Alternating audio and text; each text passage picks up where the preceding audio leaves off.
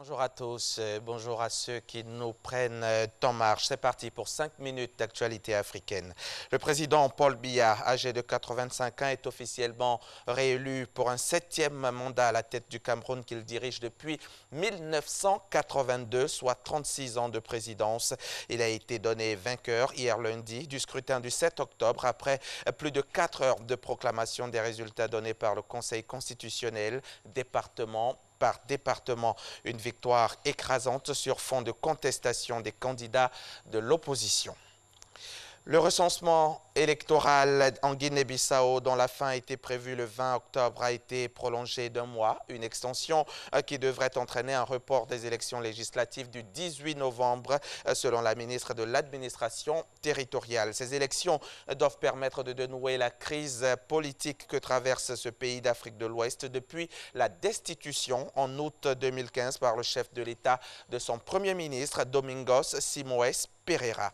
Et puis, dans la République autoproclamée du Somaliland, où la population se méfie du système bancaire, la monnaie n'a quasiment plus aucune valeur. Le règlement des petits achats du quotidien se fait par téléphone grâce à un portefeuille électronique.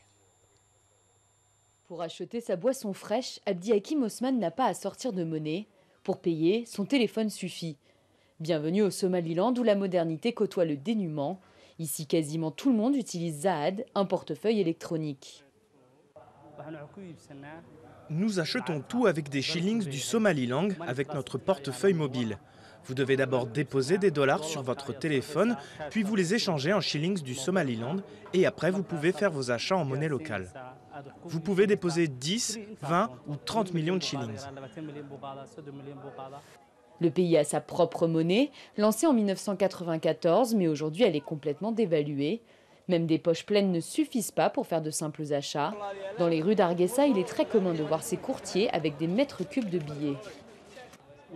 Pendant les 3 premières années, un dollar américain valait entre 7 500 et 8 000 shillings somalilandais. Maintenant, c'est 10 000 shillings. Le Somaliland, qui s'est déclaré indépendant du reste de la Somalie en 1991, mais n'est officiellement reconnu par aucun pays, n'a que 2 banques. Et la population se méfie du système bancaire. La population ne dépose pas son argent dans les banques gouvernementales parce qu'elle ne leur fait pas confiance. Ils préfèrent le déposer dans des banques privées ou sur leur portefeuille mobile. Et c'est ce qui a contribué à la dévaluation de la monnaie et par conséquent rendu le dollar plus fort. Aujourd'hui, Zahad compte 850 000 utilisateurs, soit un quart de la population. Les détracteurs de ce système s'inquiètent du manque de régulation. La monnaie mobile n'est pas contrôlée par la Banque centrale. Pour d'autres, cette nouvelle économie d'apparence moderne leur donne l'espoir d'une reconnaissance internationale.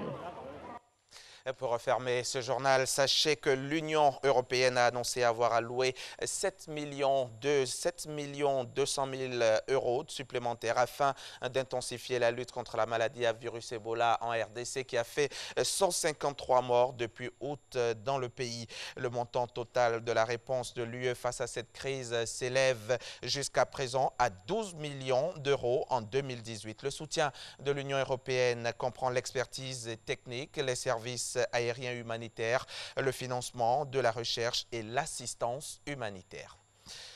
C'est la fin de ce journal. Je serai encore avec vous tout à l'heure à 7 h. Merci Hamza, et on se revoit dans quelques instants. Dans 25 minutes. Exactement. Et nous, tout de suite, nous repartons pour un élément. Nous l'avons annoncé avant le flash. C'est les violences conjugales. Quant à les femmes, brisent le silence. Extempier, Christelle Menin. Ça part des injures, des humiliations. Après, maintenant, c'est des coups de poing. Les gens nous disaient, tu attends qu'il te tue avant de partir. Il y a certains enfants même qui disent à leur maman, si tu n'arrêtes pas, quand papa va venir, je vais lui dire et tu vas voir ce qu'il va te faire. C'est un crime vieux comme le monde, étouffé sous le poids des traditions et des préjugés. Sur 3000 Abidjanaises interrogées, 70% déclarent être victimes de violences conjugales. Aucune catégorie sociale n'est épargnée. Bastonnade, viol, humiliation, menace de mort, jusqu'à ce que celle-ci soit une réalité. Ce qui tue aussi, c'est la culture du silence. Il fait voir des choses à l'extérieur, mais à l'intérieur, c'est vraiment un calvaire, quoi. Derrière les murs des maisons, dans le cocon familial, c'est une des violences les plus répandues en Côte d'Ivoire, généralement insoupçonnable au début de la relation. comme avec Muriel, qui pensait avoir trouvé le prince charmant. Et puis un jour, le premier geste violent. Il m'a donné un coup sur la bouche. J'ai vu les étoiles, quoi. Je n'ai rien compris. Il m'a fallu au moins quelques secondes pour me dire qu'il fallait, il a fait. Le premier geste est déjà le geste de trop. Mais bien souvent, avant les coups, des violences psychologiques causent de blessures émotionnelles tout aussi douloureuses. Injures, dévalorisation, menaces, jalousie. Il y a aussi les actes de contrôle, qui consistent à priver son conjoint de sa liberté de mouvement, de pensée ou de ressenti. Empêcher son conjoint d'avoir accès à l'argent, à ses proches, ou de sortir du domicile sans demander la permission. Il m'insulte en public, soit il s'adresse à moi comme un torchon ou une serpillière. À la suite, c'était question de choisir mes amis, ma famille. Et une fois, il a osé me dire, si je vais appeler ses sœurs ou ses cousines, je dois lui demander la permission. Un homme qui frappe recommencera toujours. C'est toute leur histoire de vie. Ceux qui ont souffert de cela à l'enfance eux-mêmes, ils ont été victimes de violences. Vous avez le monsieur qui est dans une fonction d'autorité, qui ne souffre pas, par exemple, à la maison, on puisse lui tenir tête. Il y a le pervers narcissique, il va prendre quelqu'un qu'il sait pouvoir manipuler. Il a pris soin de se montrer gentil et très très large avec ses proches. Il a pris soin de la priver de certaines de ses ressources amicales fortes, de sorte qu'elle se retrouve seule face à lui.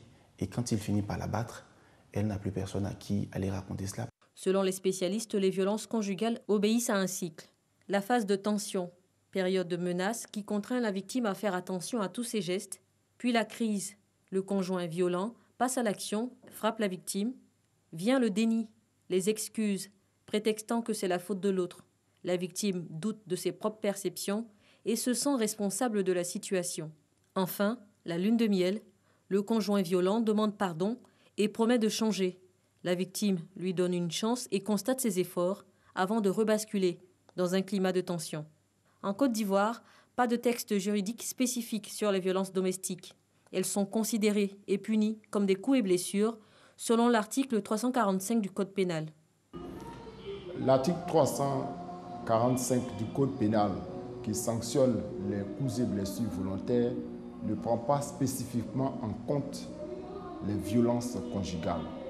Les seules hypothèses prévues par la loi sur le divorce, ce sont des sanctions donc civiles, mais pas de sanctions pénales pour les cas de harcèlement et autres formes de violence, surtout sexuelles, dans un couple qui ne sont pas prises en compte. La honte, la culpabilité, l'isolement, l'incompréhension des proches, surtout en l'absence de traces de violence sur le corps, les brutalités domestiques contre les femmes sont considérées comme banales, presque normales, dans les sociétés africaines. Selon la Banque mondiale en 2016, 51% des Africaines considèrent que leurs maris ont raison de les battre. Une tolérance culturelle qui explique en partie pourquoi les victimes ont du mal à partir, même quand les violences sont de moins en moins supportables. Blandine a vécu cet enfer pendant son enfance. Durant de longues années, son père a battu sa mère. Mes petits frères et moi avons beaucoup souffert de cela et on continue encore d'en payer le prix. Moi, personnellement, je m'étais dit que je n'allais pas me marier parce que pour moi, un mari, c'est un problème. Peut-être un amant pour faire 1-2 enfants, pour chez moi, puis ça me va. Aujourd'hui, à 36 ans, célibataire, sans enfant, elle n'a pas encore fini de se reconstruire et garde en mémoire les séquelles de cet environnement familial violent. On a d'abord mal parce qu'elle est battue, mais on a encore plus mal lorsque on ne peut pas la faire sortir de cette souffrance-là. Elle en parlait toute seule, à la cuisine.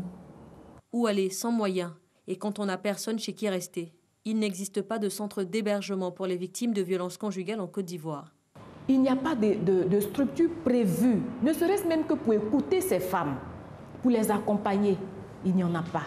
C'est l'une des raisons pour lesquelles les femmes préfèrent souffrir en silence. Difficile de partir, mais encore plus difficile quand on a quitté, selon les victimes. Se reconstruire seul, guérir de ses blessures physiques et psychologiques infligées par l'être aimé. Difficile, mais pas impossible quand on a fait le choix de vivre.